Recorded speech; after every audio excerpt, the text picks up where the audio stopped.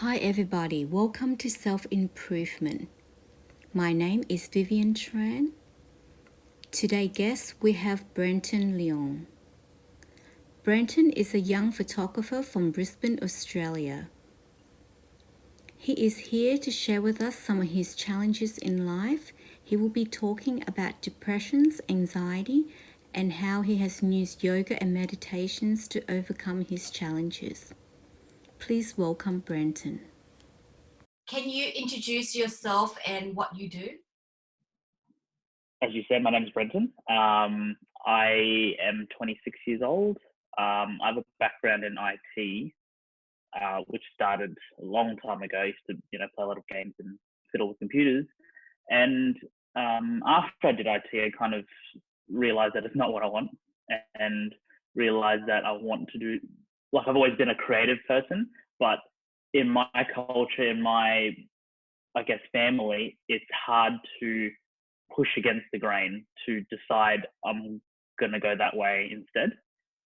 And it's taken a lot of struggling, I guess you could say, to, be strong enough to not let other people influence me, I guess. So I do photography now, and that's kind of like my main, focus right now. And I'm trying to, one day my dream is to completely be self-sufficient on just photography, on just my art, and be free of working jobs that I don't really want to work. That's pretty much me right now. What's your website and what your service that you do, Brenton? So my website's actually just my name. So it's www.brentonleung.com. Leung is spelled Leung. That's pretty much all my photography that I do on there. So I do portrait shoots for people, like headshots, LinkedIn profile shots, that type of thing. I even do baby photos as well, like so newborns and toddlers and stuff like that. I do family photos. I do events, so birthday parties. I don't do weddings. That's not something that I do.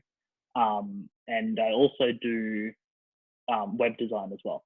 So it works really well because a lot of my clients, they'll either want some photos, and then I ask them, are you posting it somewhere? So yeah, I'm gonna put it on our new website, or I'm looking to make a website, so I'm getting some photos done first. So, and it makes it a lot easier when your web designer knows what photos will be going where, because you can plan for it in the shoot. So if I know you need a website for selling something, I know the type of photo you need in that spot because I'm doing both. So it's a quite good synergy, I find, with a lot of my customers. They tend to use both of my, skills.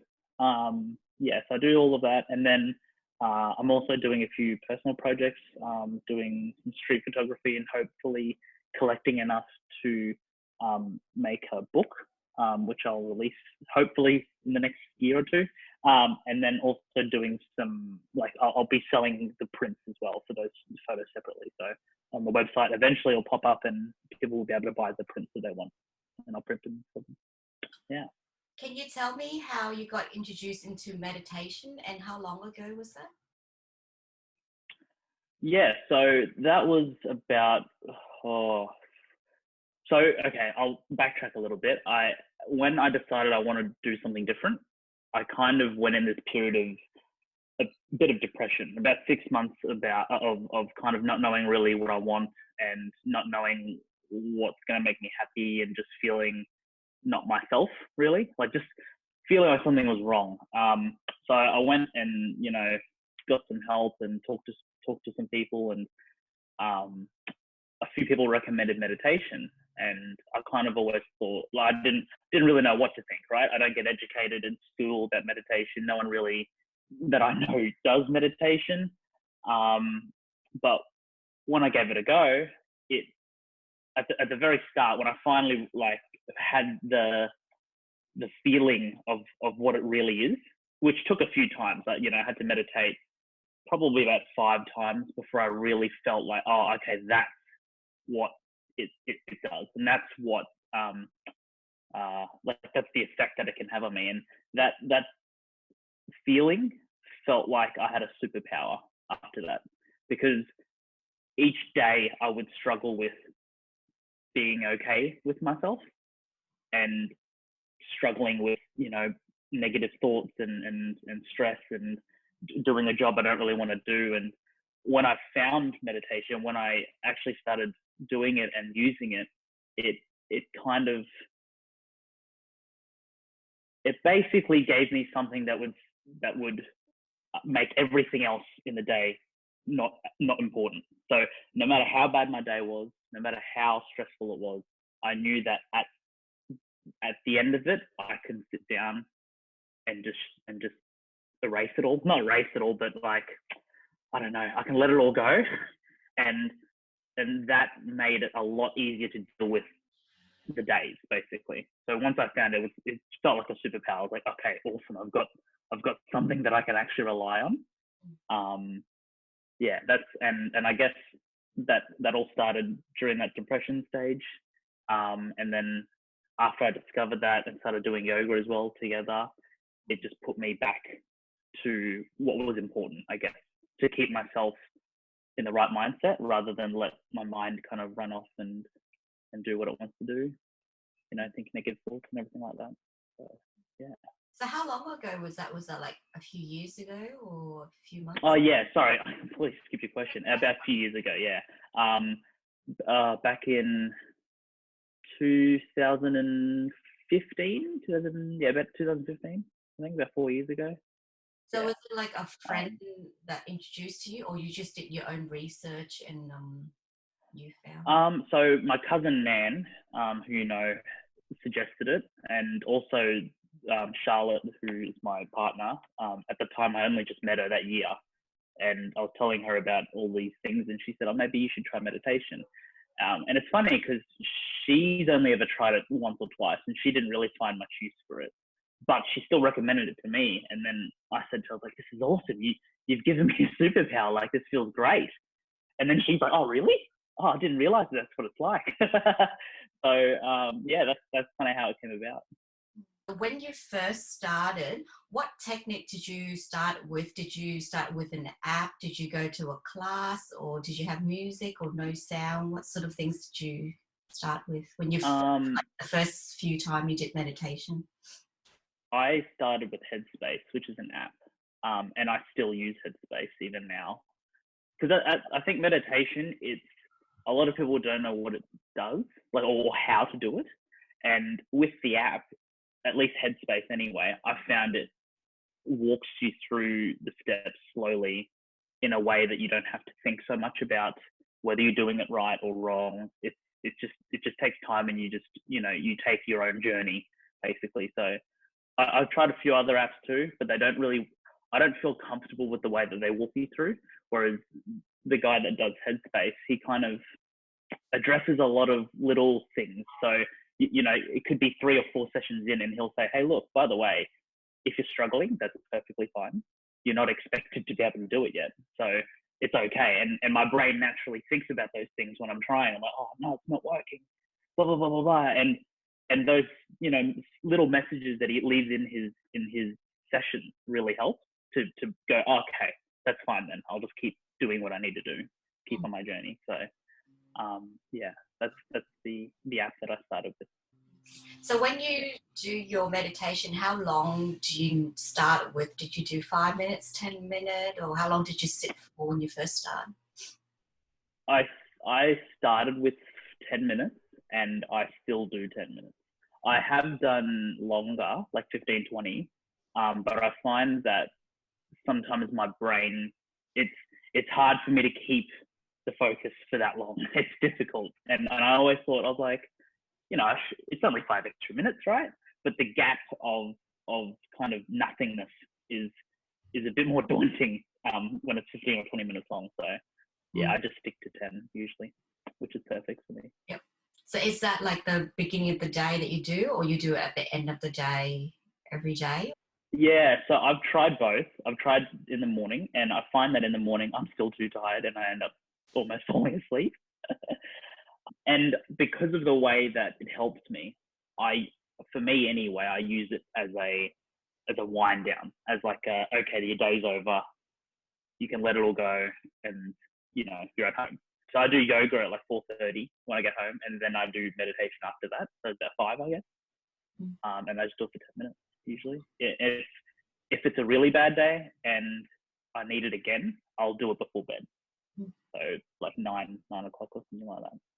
And do you find it helps with your sleep or other things as well during the day since you meditate? Can you give some example of how you feel now once you meditate and before when you never meditate before? What's the difference that you found? Yeah. So at the very start, when I was doing the job that I really don't like doing, I noticed that my body would get slowly more and more tense throughout the day, right? And at about lunchtime or just after lunch, my brain felt fried. Like I couldn't focus anymore. So I started meditating at work just after lunch. I just walk out for 10 minutes and sit on the side of the street or against the wall there. And I just do my meditation. And at that point, I was kind of comfortable enough that I didn't need the app, so I didn't. And I just did it in silence. And I found that doing it at work was a massive help because it's almost like resetting it's like your computer's just full of stuff. And then you got to, okay, let's turn it off real quick, turn it back on, and everything's fresh again. And that's how it felt. My brain was back on. I could walk back into the office. I could sit down and be calm and just deal with the rest of the day, basically. And I think I don't do that so much now, like at work, because I'm not in a job that makes me feel that way. But definitely at the end of the day, it's like a complete mind shift. You go from problem solving, stressing, and a lot of I guess intense energy. And then when you meditate, it kind of resets that and brings it back to like you just woke up almost, and then, okay, what do I need to do now? Your brain's clear, you're not thinking about other things. And that's pretty much how it affects me usually. Yeah, it's definitely like a big difference between before and after. Have you changed techniques or still use the same? So you mentioned before that you use Headspace and then sometimes you are able to do it in silent. Do you find it's like hard for you to do in silent, or because from the Headspace they train your mind to be able to do it in silent now? No, actually it's quite the opposite. So I can do it in silence, and I do it just kind of not the proper traditional way of 10 minutes, right, and go through all the steps and everything. But sometimes when I'm just out and about and I've got a few minutes, I'll just sit there in silence, close my eyes, and just try to be present. And that, it helps me stay aware of what's happening throughout the day and keep out of my head. But the reason I do Headspace more often than not is because I'm still learning things through Headspace. I'm currently doing a journey with Headspace. It's like 90 days to help with stress. And I've already done the one for anxiety, which is also 90 days. So I go through them because there's things the techniques that I haven't learned yet. Like I only just got introduced to visualization, which you told me about. So yes, that's really good. Learning all those little techniques that can help with different types of different types of situations in your life, whether it's stress or anxiety or you just want to relax. There's always something new to learn. So that's why I do Headspace more often than not. Like I can still do silence pretty easily. It's not difficult. Yeah. For someone who never does meditation, how would you describe to them what meditation is? It is intentionally taking a break from everything in your life and just giving yourself that time to be okay with everything. I guess that's probably the easiest way to summarize it. And I think, even though it's a bit vague, I think that is correct because it's different for each person and it affects each person differently. And the only thing that I can see that's common is that everyone feels happier in general. Whether it does this or does that for that person, generally speaking, people who meditate seem to be happier overall. They just seem to be less hung up on things, easier to let go, that type of thing. So, yeah. What benefit did you find from meditation, and how does meditation improve your life? As a person, I'm quite emotional. So I've been to a few therapists in my life, and during the lower periods of my life, I would find that I get hooked up on things pretty easily. So just for example, something bad happens throughout the day, and then I can't stop thinking about it, regardless of what I'm doing, whether I'm at work or hanging out with family or hanging out with my partner. I'm still thinking about it and like ruminating about it. Bad feelings and energies are just kind of sitting there. It becomes overwhelming because the way that my brain works, or the way that my personality is like, I start questioning why I feel that way, and it ends up being this kind of negative feedback loop, and I just keep doing that basically until it reaches a head where I get angry or I break down, and that's usually how my personality is. And I think after I started meditating, it's just like cutting it, like, okay, stop thinking about it, and afterwards I can go on and do what I want to do. Like I can let it go. I think that is, for me anyway, that is the biggest reason why I do it, is because it lets me let go. And I find that so difficult sometimes to let go, like to just be okay with something that's gone wrong, to be out of control of something. Because when I don't have control of a situation, like for example, I'm in the middle of buying a house right now, and the amount of stress from the lawyers and this and that and things going wrong and stuff that's not in my control, every single day is like letting go, basically, is practicing that and letting go.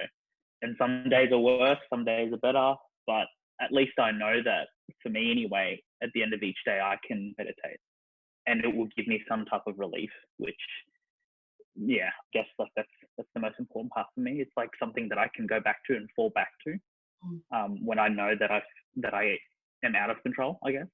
So when the feelings come through now, do you find that you're more self-aware and you be able to realize it rather than in the past? Yeah.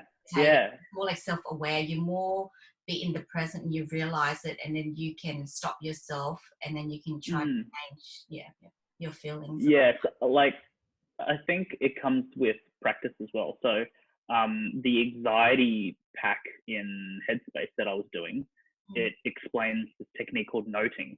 So as you're meditating, sometimes your brain just gets distracted and starts thinking about something else, right? Instead of being present.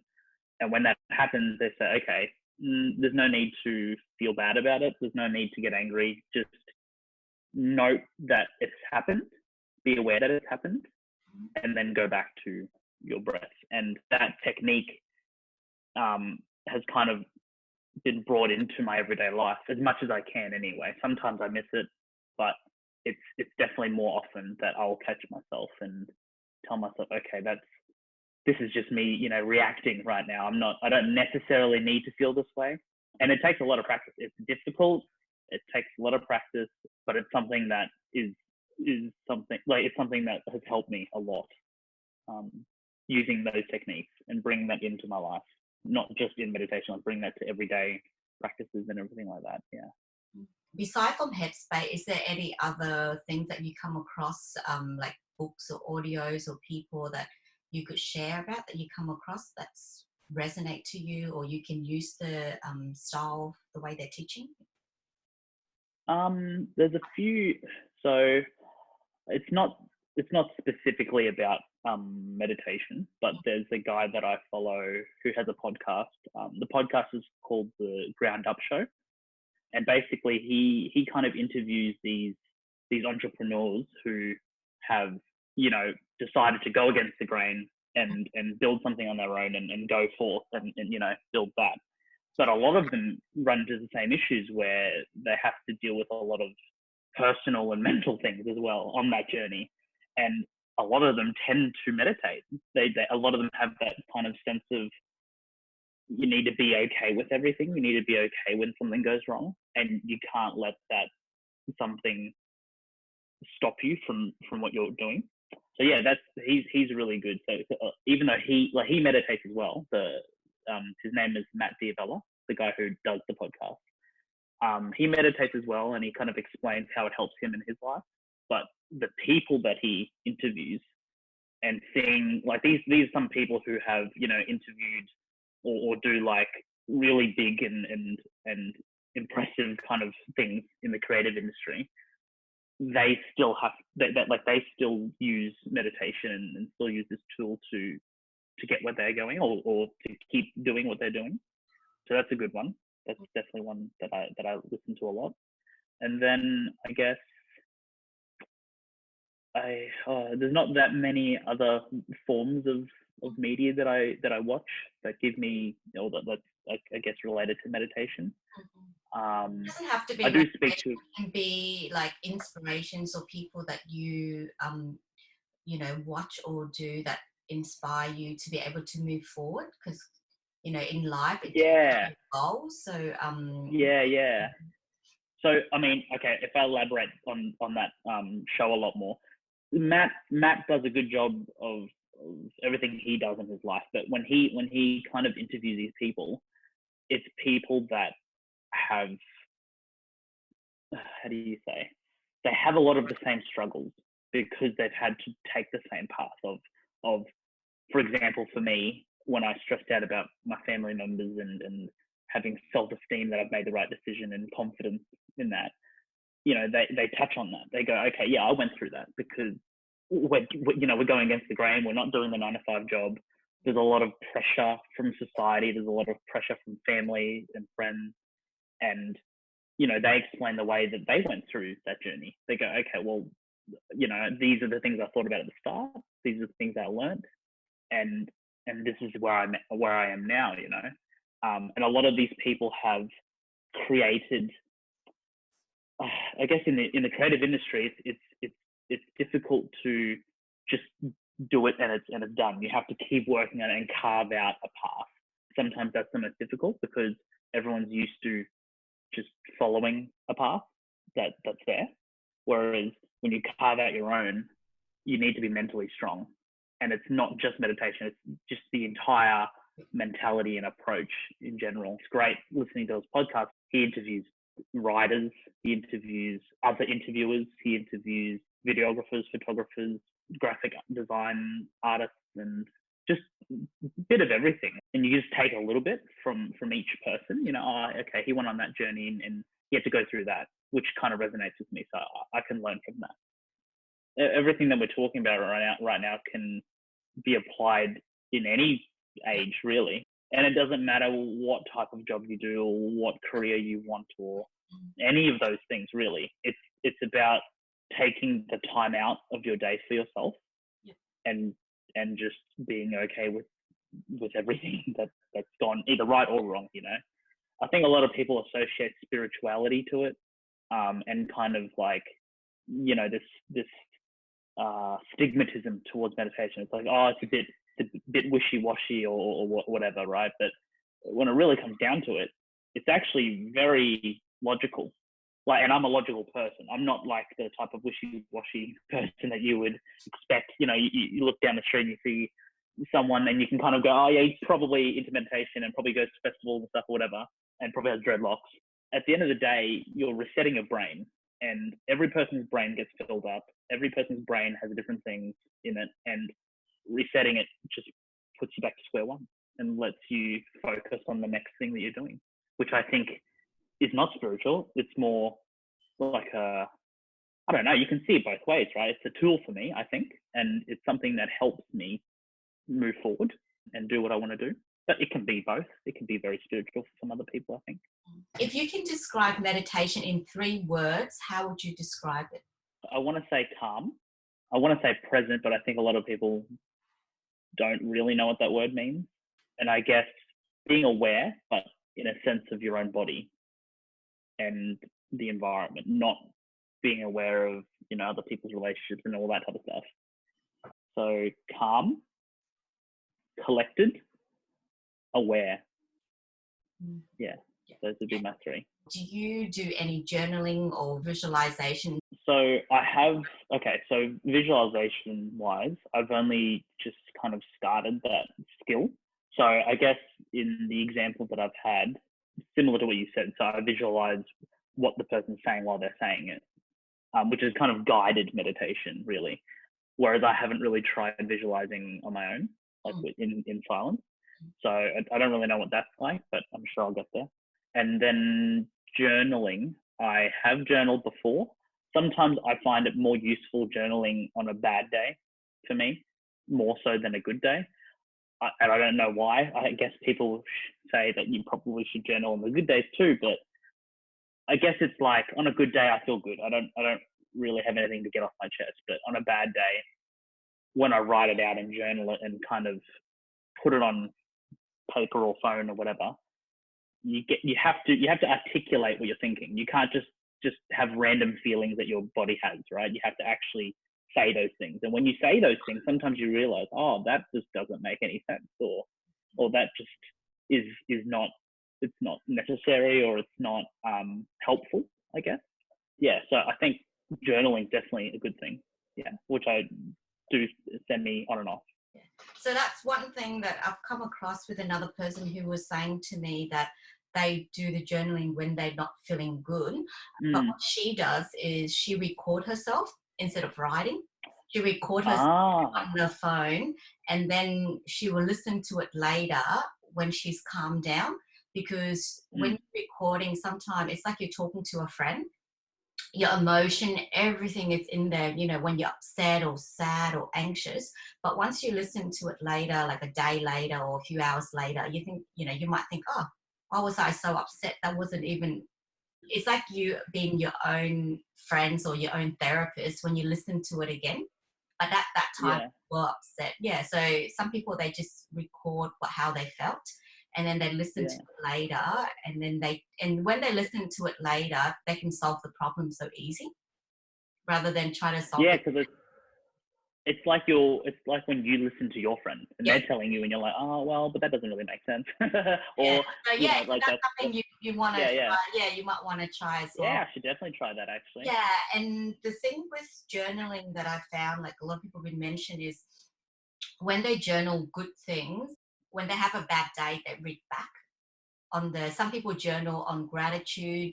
I think Oprah does that as well. Every night she does gratitude, or you can write a few things that you're grateful for. So some people, they journal on their achievement or things that they've done, they're so happy with. So when they have a bad day, they look through it again, or when they read it at the end of the year, or, you know, in a few months, they're thinking, you know, I haven't done much, but looking at all the journal, oh my God, I've done so much more than I thought I did. Because your mind always seems to remember the bad stuff than the good things that you've done. That's very true. So like everyone does different things. Some write on everything, some only do on the good, some do on the bad. And everyone have to, I think, experiment different things, see what's worked for them. Because our mind automatically, you know, when you're sad or angry, you're thinking, why is things always happen? And you're thinking all the negative stuff rather than the positive. But if you have it right then, black and white, you can read it and you can think it wasn't that bad, you know, it's a good thing as well. It often, when I read back into it, it usually puts things in perspective, because when I kind of explain to my family and my partner that when I get emotional or anxious or angry, or sometimes all three at the same time, usually I feel like a shift in my body where I'm no longer really functioning on logic. When someone tells me something, I'm not willing to hear it. I'm just kind of feeling the way I feel, and I say the things I say. And it's kind of just like I'm watching what's happening from behind almost. And I think that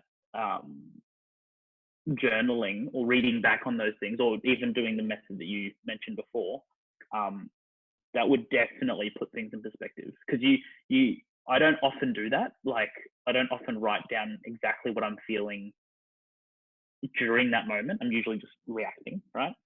But if I did that, I think it would really put things in perspective and kind of make myself realize when I do feel like that, there's not much. There's no, even though I do feel like there's not much that's happening that Yeah. is useful. It's kind of just, Yep. My reaction. Mm. And I found like sometimes you don't have your book there or your writing pad. Your phone is always with you, so you can just remove yourself from that situation and go, and it sounds funny, but talk to your phone and record it, because at that same Yeah. moment, your emotion, it's how you feel then and why you're upset. If you wait for 5 hours later to go home and start writing it, your emotion will change. And then when you listen, when or even you record yourself 5 hours later, and then your partner said, you were so upset before. You're like, but I wasn't that upset. You don't realize how upset you were until you record yourself, right then why and what, And then try that a few times and then see, and watch back and see how, and I think because you meditate, you will be able to realize, pick up things quite quick when you listen to it again. Pick up when I'm being kind of emotional rather than being logical, or kind of just reacting rather than being aware of what's happening. Yeah. So just going back on the thing you said before, I did read a book that was about your emotions and reactions. So he kind of I'll find the link and send it to you later. But he explains that when you have a situation and you react, there's actually a gap between the situation itself and you reacting. If you can insert yourself in between beforehand and be aware, okay, I'm about to react, then you can decide whether you want to or not. Then you can decide, okay, no, that's not worth it. I'm just going to just let it go. And I think that I've always worked towards, just very difficult for me. But that's something that I would, I guess, recommend to anyone is trying to get in between there and not react if it's not necessary.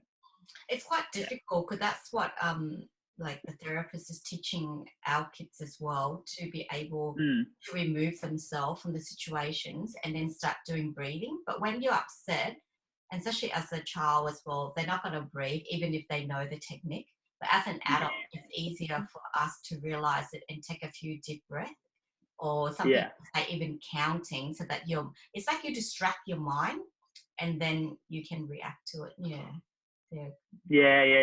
Like take 10 seconds before you react.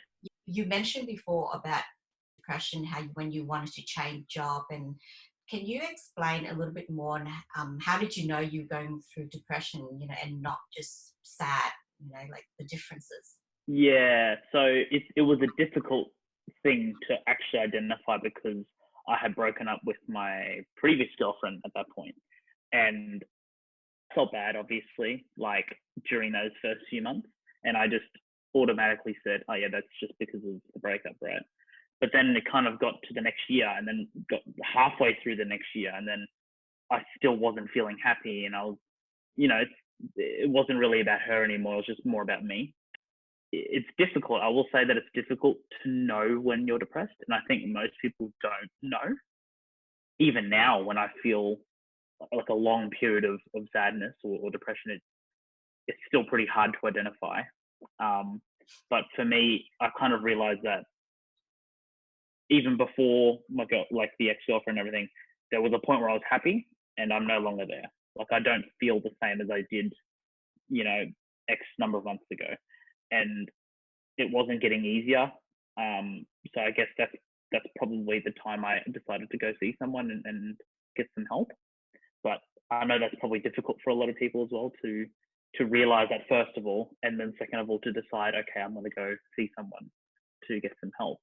And there's probably some, I guess, negative stereotypes, I guess, to getting help. People kind of think that it's a bad thing, but honestly, it's kind of like talking to your phone.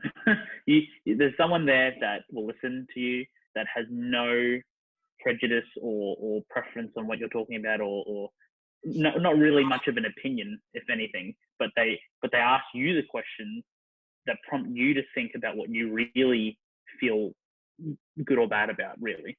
Like, and that was a big help, because I thought it was, the girlfriend thing, or I thought it was this or that, but they kind of asked me the questions about my my career, and it's like, what are you doing right now? Do you actually enjoy what you're doing? Do you feel like you're gonna move towards what you want? And I guess at that age, I hadn't asked those questions yet. So that kind of made me realize, okay, maybe it's not about the girlfriend. Maybe it's not about all that other stuff. Maybe it's just about me and figuring out what I want and figuring out if this is the right path for me, I guess.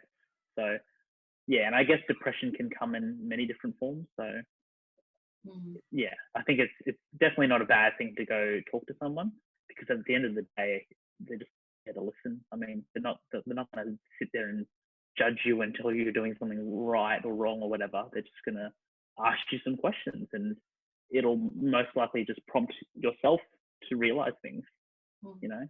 So was that like a counselor or psychologist, or did you go see a doctor first and they recommend someone?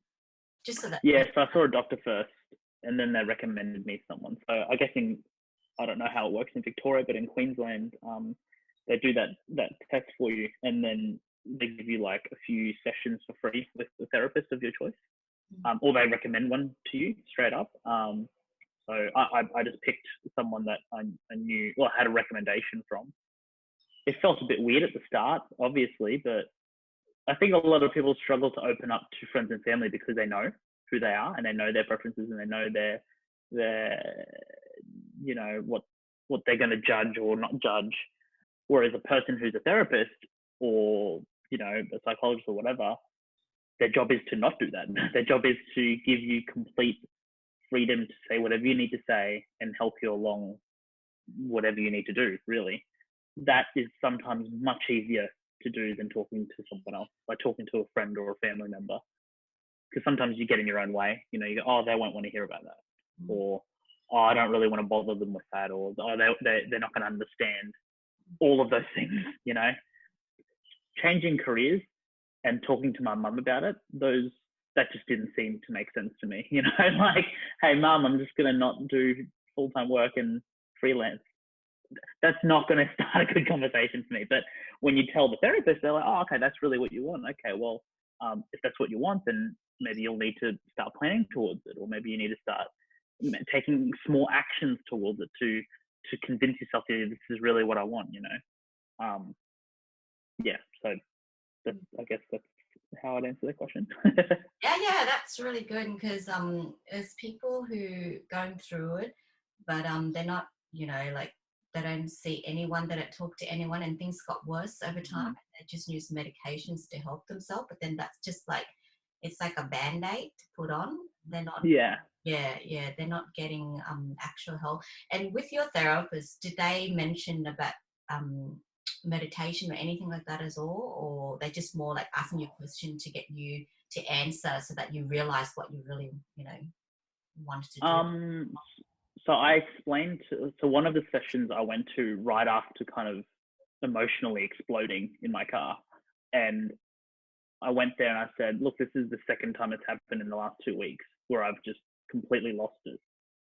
And, I always thought, oh, something wrong with me. I need to fix this. There's something wrong. I need to fix it, right? And she goes, no, that's completely normal. Your reaction is just it's like you're a cup and someone just filled you up too much. And it has to come out some way, right? Some energy needs to come out some way, whether that's crying or exploding or, going and do boxing, whatever it needs to happen. That's perfectly normal. And that alone was like a revelation to realize, oh, okay, so I'm emotional, but that's probably just because it needs to be that way for me to get through things.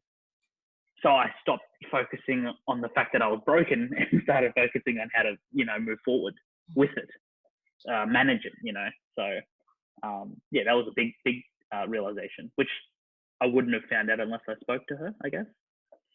So how did you found like meditation helps you with the depression as well? Like, do you feel it's a big impact in your life? My brain normally thinks in loops when it's a bad thing, right? So the meditation cuts that loop, kind of just stops it from happening, which is really, really helpful at the moments where I need it. But on top of that, which comes a bit later, is all the techniques that you develop while meditating and figure out, oh, I can bring that to my everyday life, my everyday activities. those are slower to kind of appear, those benefits are slower to kind of realize. They slowly impact your life a little bit at a time, to the point where sometimes now I will just catch myself and stop the loop completely before it happens, and then I don't feel the need to go meditate immediately. You know what I mean? Like I can be okay with that kind of situation, whereas in another time, probably a few years ago, I would have probably blown up. So yeah, like I think it's subtle, but it has impacted me quite a lot over these years. Helped me grow a lot as a person and dealing with my own personality. So with depression, is there anything you want to mention to help people?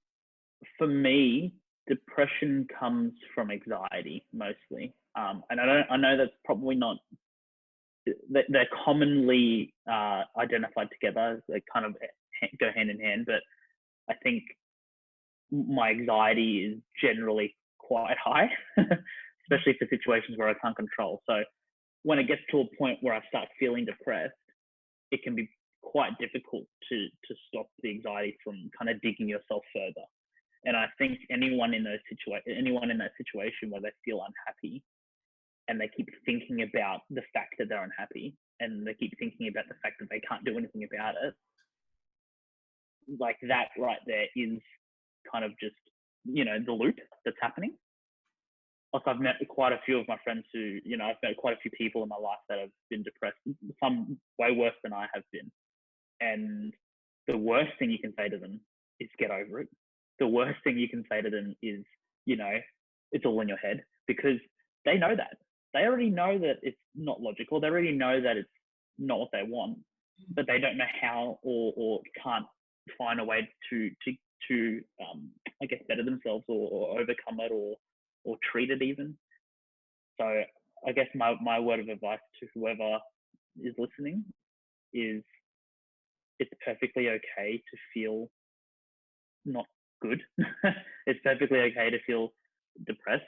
The only thing you need to remember is you need to be able to take the time for yourself and not worry about all the negatives and not worry about what other people are saying or all of that stuff.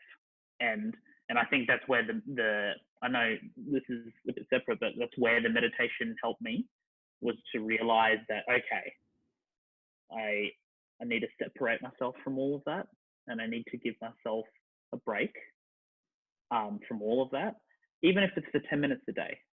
At least during the day, when like the next day, when it starts up again, you go, oh yeah, that's right, I can have a break in a couple hours to 10 minutes. And for me, I kind of latched onto that and was like, okay, then that way I'll be okay. Like no matter what else happens for the next few hours, I'll be okay because I can go back to that. And that's probably the main thing that kept me from going back into depression, is being okay to come back and take the time out for myself, and whatever I feel that day, it can be let go, I guess. By learning that skill. Yeah. Come across so many people who have anxiety. It can be, a little bit anxiety to like anxiety that they have to, be hospitalized. So with anxiety, this is just for you, like how did you know that you were feeling anxiety? And because some people, they just go straight to medications or, to the doctor to get medication instead of getting help with try other things first. So how did you know you had anxiety, and what was it feel like? So at the start, I guess start as in, probably when I turned 18 and started dealing with the depression and my career and everything, I didn't really know that it was anxiety. I didn't really know what anxiety meant, to be honest. But after I started meditating, you become more like, because of the way meditation is kind of performed, you take the time out, you stop thinking about all those thoughts, and you start focusing on, the environment around you and your body and your breathing and how your body actually feels. And once I kind of got a hang of that and being able to check in with my body, I quickly realized that there's situations, everyday situations where I suddenly feel a shift in my body. Like I actually feel physically different when I become this kind of driven on anxiety rather than me normally. It's almost like a body shift or mind shift, and the feeling is like how do you say? I imagine it's like a fight or flight feeling where you feel like a situation has put your anxiety on so much that you basically just start to lose control and just react. So when someone says something, whether it's good or bad or whether it's helpful or not, you just kind of lash out, right?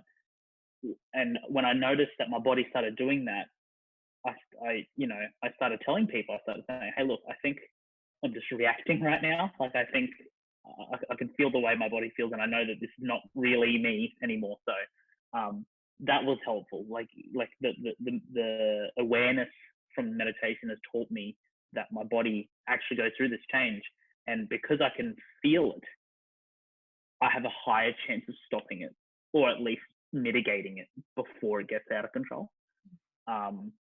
But it's hard. Like 4 years in to meditation and dealing with all of this, it is still difficult. There's still situations every day where I've reacted, it's already gone past that point, and then I've realized afterwards and go, oh wait, I probably didn't need to do that, or I probably shouldn't have reacted that way. And it's a learning curve, right? Like, and I think a lot of people might feel like, oh, I feel disappointed if they realize that they missed something or whatever, but it's a journey. There's no perfect like solution, and it's just realizing it, being aware of it, and then letting it go, like, and then moving on. And the moving on part is sometimes the hardest, especially for people with high anxiety, because it just tends to ruminate rather than move on and try to focus on making it better. For anyone who's wanting to change career or want to follow their dream, is there anything you want to say to them, or have any advice that you give, because you've taken that path as well? Yeah. I'll say the hardest thing. Well, I guess it depends on your own personality, but the hardest thing for me is not listening to people, which sounds kind of counterintuitive, but when you decide to go against the grain or against the norm, everyone will tell you that what you're doing may or may not make sense. Like they'll tell you, oh, but you're going to have these issues, or you're going to have this, and a lot of those people telling you these things haven't done it. Like they haven't done what you're doing anyway, so that their advice is kind of just coming from their own insecurities. They're almost reflecting on you because they see that you're doing something out of the norm. Then they know what anxiety they feel. They're like, oh no, that doesn't make sense. Like, how can you pay your house off while working freelance, right? But it's all relevant. It's all relative, and what they say doesn't necessarily mean the same thing to you. I guess for anyone doing it or deciding to go against the grain, just take all advice with a grain of salt and decide whether or not it applies to you, or whether you want a little bit of it, or you want to take all of the advice. I think that's probably the biggest thing. Like figuring out all the business stuff and how all of the technical things that'll happen, but the mental strength of being okay with what you're doing, that has been the hardest thing. Definitely the hardest thing. Like there's situations where I'll be really happy with my photos for, I don't know, probably a few months, and then like a couple of weeks ago I went out to do another shoot, which I've been doing street photography in Brisbane City. I'm trying to develop more of I'm trying to develop a few projects for street photography. Anyway, I've been shooting it for a few months and I've been really happy with the photos I'm getting. But there was one day where I went out and nothing felt right. I couldn't raise the camera. Like I just felt anxiety every time I raised the camera. Felt like people were judging me. Felt like the photos I was shooting weren't very good. And then you know, I let that kind of take over. Then I started questioning whether my photos were good, and then I started like, you know, like worrying about what other people thought about the photos after I posted them. Oh no, there's not enough likes on Instagram. But when you think about it, none of that matters as long as you're shooting it and still doing what you're doing. All of that can be pushed aside, and you got to carve out that path. And it's hard. Like years in, I don't think it'll ever stop. To be honest, I think it's just something that people that pick this path have to keep on going with it. Yeah. Meditation is one way that we can ground ourselves and go into that stage and be aware it's not important. It's just their opinion. It's not true, and that's a hard. That's it. Yeah. Yeah. So when I bought my first camera, I just decided I want a camera. Right. Went to the store, bought it, and came home with it. And the first thing Mum said is, "Oh, you're wasting money again." You know, that's literally the first thing she said to me, and I was like, "Oh, okay." Nah, I'm just gonna play around with it, and you know, it won't be a waste of money. And then slowly, I bought another camera, got better at my photos and everything, and now it's to a point where people look at my photos and they're like, "Wow, that looks really professional." And Mum is one of them. She all suddenly goes, "These look amazing," and I'm like, "Do you remember what you said to me 4 years ago?" Like, it's that type of I don't give a crap what you think. I'm just gonna do it. Mm-hmm. That kind of ruthlessness that I think people doing these decisions need, not necessarily just to do your own career, but just, you know, not necessarily listening to everyone's advice and actually deciding it on your own.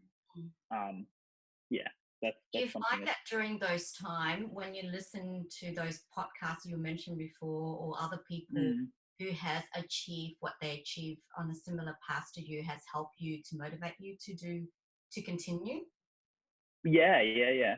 I tend to, I mean, I don't do it on purpose, but every time I feel the way, like, you know, a few weeks ago when I felt kind of insecure about everything, that's usually when I end up watching or listening to some of the podcasts, because it reconfirms a lot of things subtly and not specific, you know, like, oh yeah, I needed that, but just kind of little things that remind me that, you know, it's okay. You're still doing what you want to do, and even though that particular day didn't turn out great, it still doesn't mean you're bad or whatever. Like you got to keep moving forward and keep pushing through. I think that the single most common thing from all of those kind of entrepreneurs and creative people and everything is that you need to put in the hours and the effort and not give up. Yeah, it's definitely hard. Like, it's definitely hard. There's some times where I'll go out to shoot and get nothing for the whole night. But then there's some nights where I'll go out and shoot and I'll get, like, you know, 10 winners and keepers. And I just, you know, you feel really good, but then you feel really bad. And then you got to remember that at the end of the day, you keep doing it, and eventually you'll get what you're looking for. Yeah. You just got to keep doing it. Yeah. The reason I mentioned Gary Vee is he talks about how, you know, if you're around 25 and you haven't got to, you know, the stage that you want to be, it's okay. Because for him, I think it was late 20 or 30, that's when he started everything from scratch again. And he's achieved a lot now. So he said that if parents, when their kids are around 17, 18, it's okay that they don't need to know what they want to do. And a lot of parents actually pressure their kids to know. And it's okay if you change when you're around 25 and, you know, you change, you still got a whole life ahead and you shouldn't be worried. And a lot of people, once they got a full-time job after uni, they don't want to change because they feel as though, you know, like you're starting from scratch again. And then they're progress in their work and stuff. I think, like, for me, like, sure, some people will probably think that if you do a degree and then don't do anything with it and do something else, like, they'll probably think it's a waste. But I guess it's not. Like, there's no way that I would have, like, I'm good at IT. I do computer stuff real well, but I know now that it doesn't fulfill me. I can do it well and I can make money off it, but it doesn't give me what I really want out of life. So the only way I would have known that is by doing it. Otherwise I wouldn't have known, right? IT, you would be able to use programs, other things that help with your own business.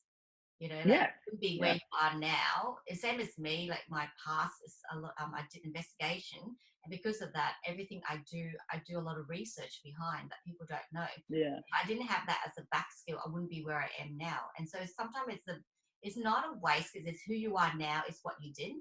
And if yeah, you didn't take that path and you did photography straight after high school, you know you can still make it to where you are now, but you might take a totally different routes. And a lot of I things may have would not have been been way strong hard. enough and given up. Yeah, You and a lot know, of it would have yeah, been way harder for you with computer and like editing and stuff like that.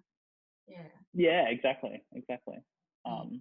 I'm a firm believer that nothing really goes to waste. Like whatever bad situation, like me buying this house has been so stressful and so bad, but now I know what it entails, what to look out for, all the traps and everything like that. Like it's you have to learn from it all, you know. Like, and it's not necessarily bad. Most of it's actually useful if you can think of it that way. Yes, I think Kind of like a mind shift. yes, I think that's how I see from my view is meditation. It helps me to find a good in most situations. Maybe there might be Yeah, something, but like a lot of things that happen in our life, instead of just looking at the negative, which is fine, but then also try to look at the positive and ask yourself question like how the therapist would ask, like, what do you learn from this situation? What do you think you can do better next time? And there's always yeah, something that we can learn from every situation, even if it's a bad breakup or bad health or everything that we can yeah, learn from it and improve when something and avoid it to happen again as well. yeah. Yeah, and when And I like find, you're not as upset and angry, then yeah, thinking, why is it's a that more like positive outlook. that? Yeah. I found that with advice. So I'm the youngest by like a lot, right? Like 10 years difference between my siblings, and my cousins are all over that, like 15 years difference. So I've always kind of felt like I'm the youngest and everyone tells me what to do. And because of that, I've become such like a little rebel that I don't like to listen to people tell me what to do. So regardless of their advice, even if they tell me it's a good or bad idea, I'm still going to do whatever I want because I won't learn. It won't resonate with me until I feel it, until I say, oh, damn, that was a bad decision. Okay, I shouldn't do that again, right? But if someone tells me, I'm just like, I'll figure it out. Don't worry about me. And that's just the way I am. So I guess you can be okay with however, your personality is. Yeah. And Yeah. about yoga, Yeah. how did you got introduced into yoga? I so I actually have I have always been a little bit like chubby all my life, but I don't like doing like heavy cardio or I can't run. I've got bad knees and bad like foot structure or whatever. Um, so I like swimming, but I have to go find a pool and everything. So I one day I saw my cousin Man kind of do his yoga and he said it's like I'm exercising, I'm doing my exercise for the day, and I was like, oh, okay. I never really thought yoga would be like that difficult. Like I didn't really class it as exercise. So I asked him one day, I said, can I just join you? And he said, yeah, sure. So rolled out an extra mat for me, and yeah, it was probably one of the most difficult things I've done for a long time because it looks easy, but it's different to normal exercise like lifting weights and stuff because all you're doing is you're just lifting heavy stuff and trying to keep your form, right? But with yoga, you not only have to concentrate on the strength and your form, but you also have to concentrate on your balance. And with all of these, and your breathing as well, and with all of these things together, your brain doesn't have enough time to think about other things. It's a form of meditation in exercise. And that to me was the part that I loved the most. And the fact that I can do it in my own home and I don't have to go anywhere and pay anyone to do anything like that. It's not super sweaty. It depends on how you do it, but it's I don't know. It just fit me, I guess. I don't really like all the other types of exercise, so yeah, that's how I got started. Yeah. And how long do you normally do daily? So I found that I used to try and do half an hour, but I ended up kind of feeling like it was, I don't know, difficult to fill up the half an hour each day. So and because some days I might skip it and then I end up losing the habit. So what I do now is I just do yoga for as long as it feels necessary for my body every day. That way the habit sticks. That way I'm still doing something every day and I still feel like it's part of my routine. So for example, yesterday I did it for about 20-ish minutes. The day before was only like 10 or 15. And then some days I'll do more poses because I'm sore or I've been sitting all day or something like that. So yeah, it just depends really. That's good. And beside from meditations, like with yoga, do you find a big difference in your body and mind and stuff like that? Because for people who don't want to do meditation but just want to start with yoga, and then if they enjoy it they can go to meditation because they feel they can't sit still, what would you say about your yoga and how it help with the mind and body? Yeah, so yoga, I guess like I said before, it's if you do a pose and it forces you to balance yourself, and then you have to think about your breathing and you have to think about your form and everything like that.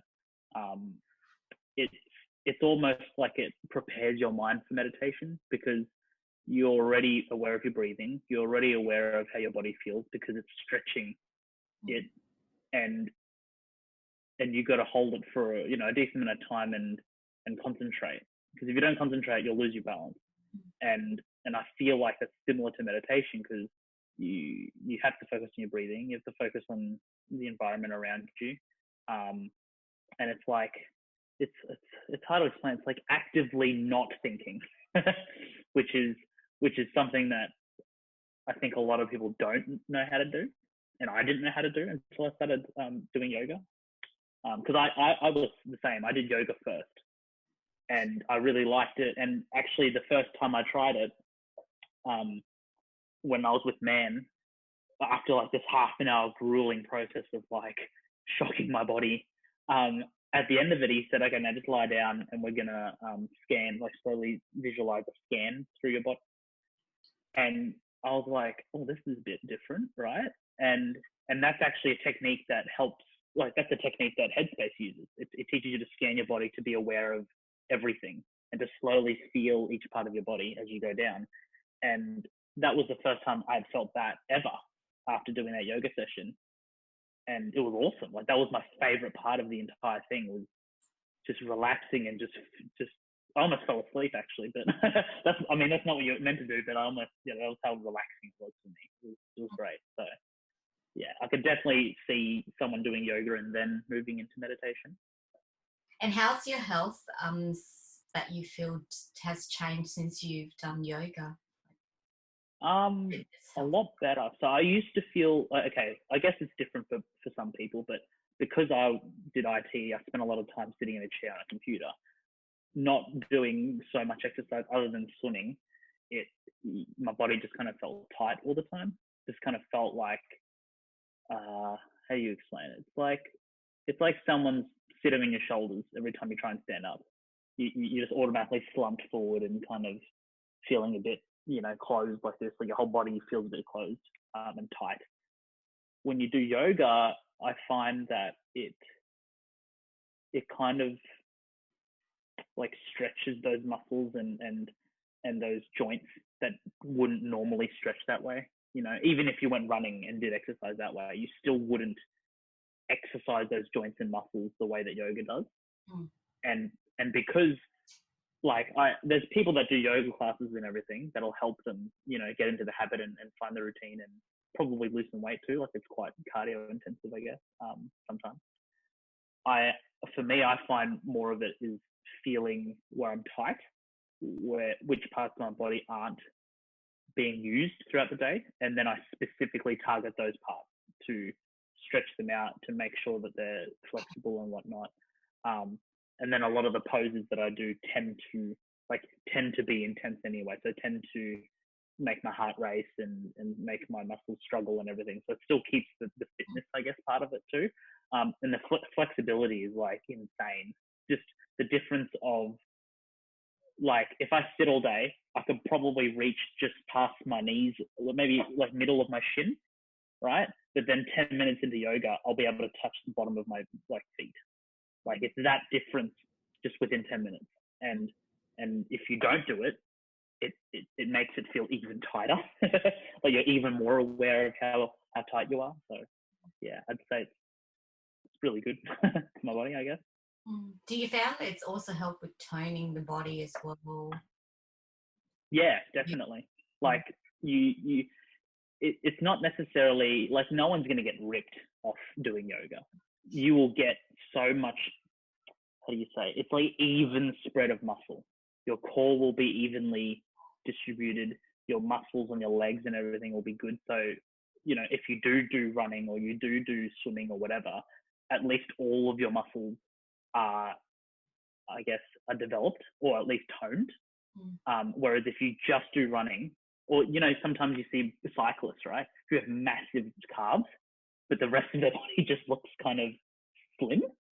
I think that, like, doing yoga, you feel overall good. Like, everywhere kind of just feels like, you know, your posture's better, you can breathe better, you can stretch better, you know. And then if you are to do swimming or riding, you just feel overall better, like just overall more capable of doing all those things.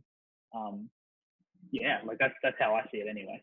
It's definitely more toning than muscle building. There's not many young male. I have quite a few female, but not many young male that does yoga. So it's the stigmatism is pretty funny. I do find it pretty funny. I think people don't know how to react when I say that I do yoga. They don't really. They just kind of look at me and go, "Oh, really?" Even the yoga app that I have, it's targeted towards women. Like, it's got a girl on the front. It's purple. It's very obviously made for women. And I kind of just, I don't know. I don't really care, really. If it makes me feel good, then I'm going to do it. Yeah. So yeah, and I think a lot of other males should try it, because everyone thinks it's really easy, but it's not. It really isn't. But it's something that you can keep doing, and even when you're old. So it's good, and you can do it anywhere. You don't need to go to the gym, and if you're traveling as well, it will help. You to be able to. Yeah, definitely. Yeah. You don't need to break your routine as well. Like, whether you go somewhere else or whatever, you know, you can do it at the park if you want. If you're brave enough and don't care about who are judging you, you can do it at home. You can do it anywhere. You can do it at the gym if you want. Yeah. Thank you so much, Brenton, for your time for the interview today. No worries. My pleasure. Yeah, it was awesome. I think a lot of the stuff that I talk about, I've always felt that it's, I don't know, like, I've always felt like the odd sheep, and people don't, you know, a lot of my peers don't really know or are aware of these things, you know. So it's good. I think it's great that you're doing this video, because it'll make people my age more aware of all of these other things that they could be doing to help them.